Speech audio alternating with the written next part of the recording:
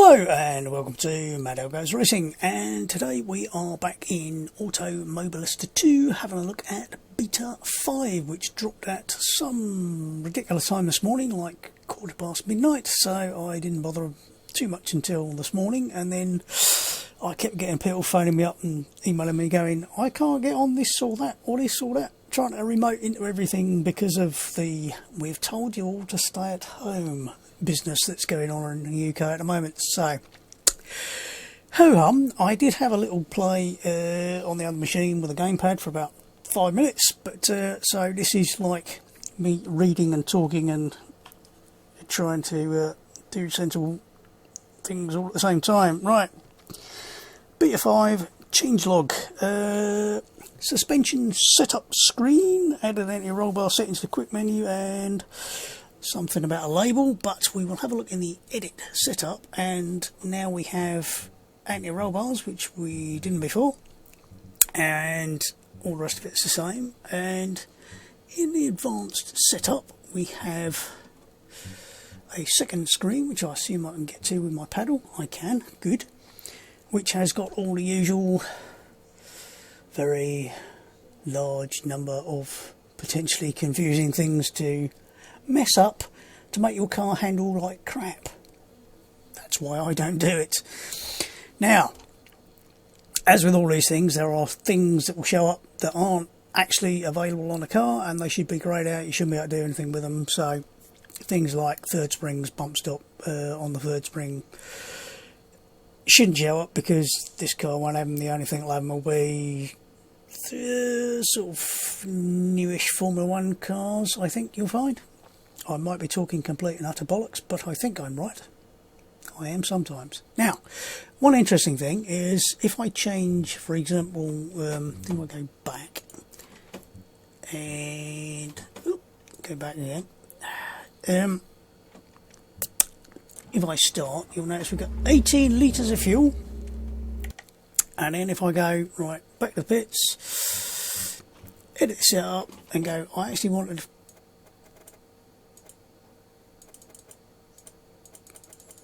30 litres of fuel. Go drive, and we straight in with 30. No saving, no messing about, none of the usual crap you had to go through with Project Cars 2, where every time you changed anything you had to save it. And it looks like it actually keeps it across restarts, so session to session.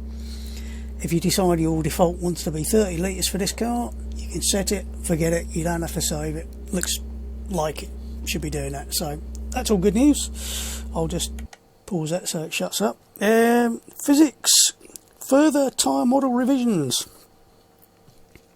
Yeah, basically they're still working on the tyres, no shock. Revised body aero drag for all cars. They didn't say how they revised it. I'm assuming they just worked through them and got some figures from somewhere on what sort of drag figures they should be having, and presumably revised them, or they've revised them all up or down, depending upon whether or not I think there was a slight miscalculation somewhere. Bug being fixed. Formula Ultimate throttle map and fixed bulk torque. I don't know if that was meant to be back torque, because I'm not sure what bulk torque is, but that might just be something that was lost in translation. We never know. A few missing curb noises. FFB, revised pneumatic trail values and max steering rack force for each car. Now, I read that and I was a bit confused whether they meant they've changed something in the tyres and then try to match how much it's coming up with in terms of max steering rack force per car, because the tyres should be per tyre, obviously, and if you got the same tyre across multiple cars, you'd have thought you'd do whatever the maths were for the car, for the carcass and the tread of that particular tyre, and it'll be the same across all the cars that use it. But that might have just been, again, something which was just, it was the way it was written or the way I read it that came across as going, I wasn't quite sure whether they meant that or that. But basically it means that there's some changes in how heavy it feels, hopefully. AI wise, fixed and adjusted range of AI throttle application for each car. basically some of the cars come out the corners too quick and some don't come out quick enough, so they've just changed the throttle application coming out the corners.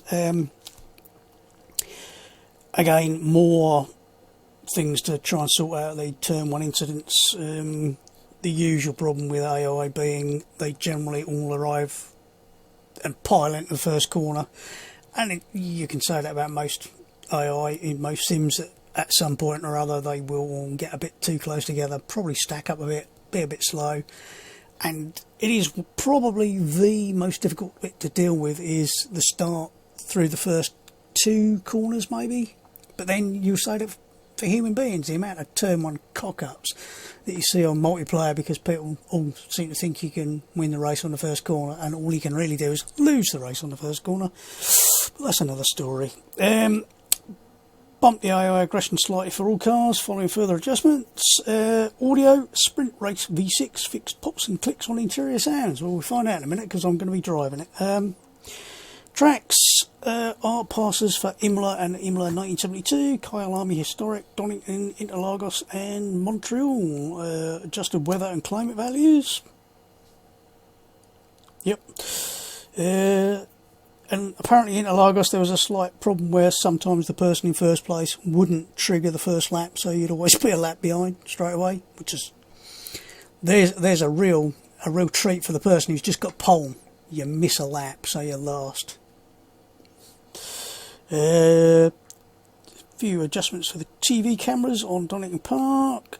Enhanced 3D road patch parameters to Donington, IIyama Historic and Montreal. I think what they're doing is they're trying to make it so that where there's patches in the tarmac they feel different. Hopefully not by just making a big lump as you get onto it, but maybe just changing the surface irregularity, if I can get my teeth around that. So it's slightly different to the rest of the tarmac, so that's something that adds to the immersion a bit, that you get like, here's a different piece of tarmac, it feels different. Vehicle wise, scaling error in a Parlour 3D model, so maybe they made it too small, too big. GX390 race fixed the steering wheel axis, presumably it was slightly off, but didn't really notice when I was playing it the other day. Graphics glitch, RPM light, brake disc glue, updated rear light on the Formula V12. Now, all that's very interesting, but there's a much more interesting part to the whole thing, and that is the fact that there's been a fairly major change to the roadmap of what's going to be happening from here on in that the original idea was that it was going to be released as release 1.0 on the 31st of March on Steam. Well, that ain't happening now. What's going to happen is on the 31st of March, AMS2 will come out on Steam as early access, and there's going to be a 4 to 8 week period whereby it will be in early access, and at the end of that 4 to 8 weeks then it will become version 1.0. Now, it's fairly obvious what the reasons are. They are myriad, much of it to do with there is always a possibility that certain people who are working for Reza Studios might not be particularly available over the next week or so due to the continuing pandemic, and it's probably not fair on them to make them work their bollocks off whilst they're potentially not feeling very well. And obviously if you're not allowed out and about, there's certain things you won't be able to do, so they've decided what they will do is go to EA, and part of that will be there will be a 40% discount over the full price of the base game from the 31st. So that's going to last during the EA phase. So if you want the game, you buy the base game, you'll get 40% off, which is a good deal. And even as it is now, you'll have hours of fun playing it, even if it's not complete, if it's not perfect. I don't know of any game that has been perfect in the last few years on release. They all need patching, they all need work, and as long as, and they will, Rita are going to put the polish into it over the next few years, I think it will end up being one of the best sims out there. And that's not just my opinion, that's the opinion of quite a few people. So that's the news. I will post a link below. I think this should be in the, yeah, this should be the part of the March 2020 developer update. I'll post a link to, and that tells you all about what's coming up as far as the early access is concerned. Right, I'll just throw this carefully over here. Get on the chair. And then we'll go for a little drive round and have a look at Interlagos. Now, I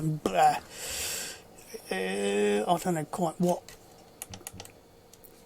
was changed to Interlagos. And it's had a polish, but we're going to go and do a few laps. And see how it feels. Now, I can't say I've done that many laps in the sprint car, but I've done a few, and I found it quite interesting. Now, I'm not sure how. Whoop, I always forget how tight this exit is out here. Don't want to make it too embarrassing and crash it.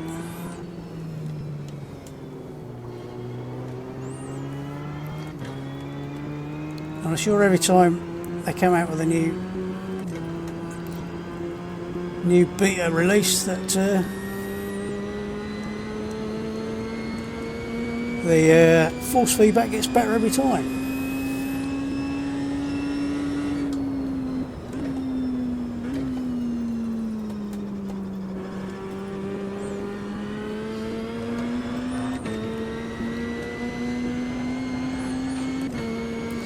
Just cut the grass a bit. Well, I have to say, circuit looking very, very, very nice.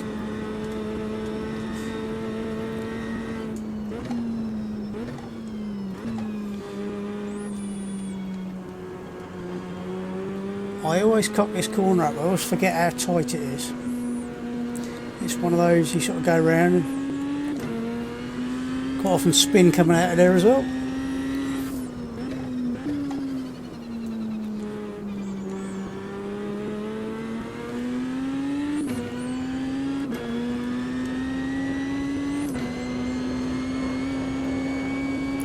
Drifting around a bit as the tyres are still quite cool. Nice bit of city over there to look at. As if I remember rightly, the circuit's right in the city, so that's why they end up with such enormous crowds there.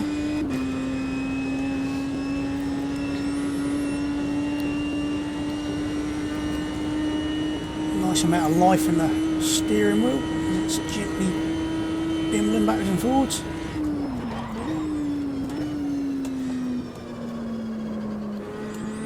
Slightly cold tyres still, as you can probably tell from the fact I was locking them up coming into the corner there.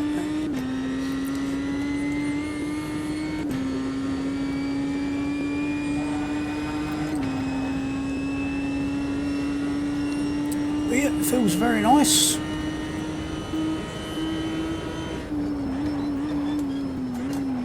A bit low on the brakes, big puff of smoke in the mirror. Checking the tyres out to see how warm they're getting, and slowly but surely getting some heat in them.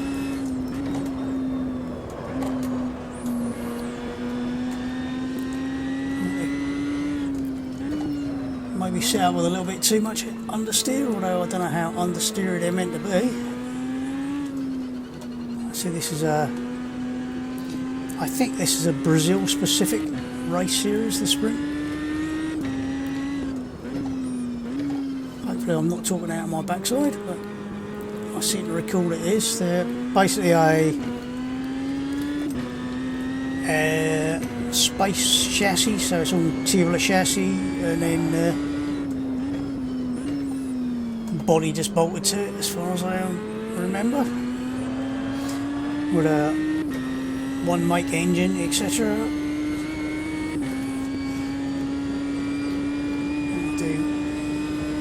One more lap. Still haven't quite got the tyres up to temperature, but we're getting closer.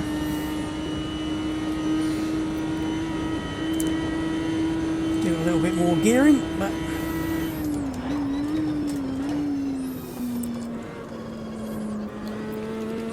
course they do with a maybe a little bit more rear bias on the brakes, but I keep forgetting to set up a key to adjust the bias, so I'll have to live with it. And at times, sometimes it's better to actually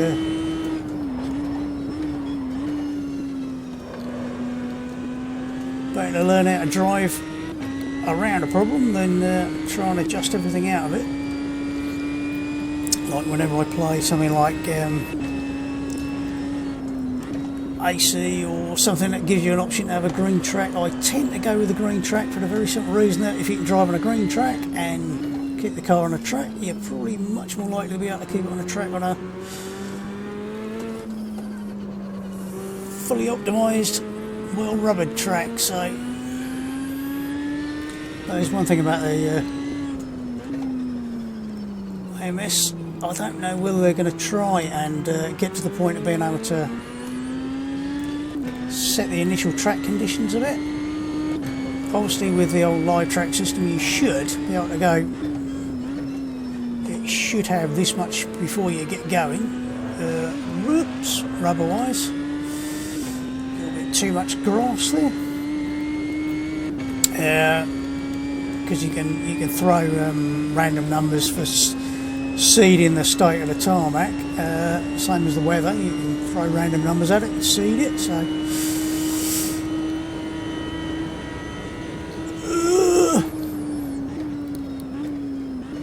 I don't know if that's a good lap, a bad lap, terrible lap, absolutely useless or not, but I think for now that will do. And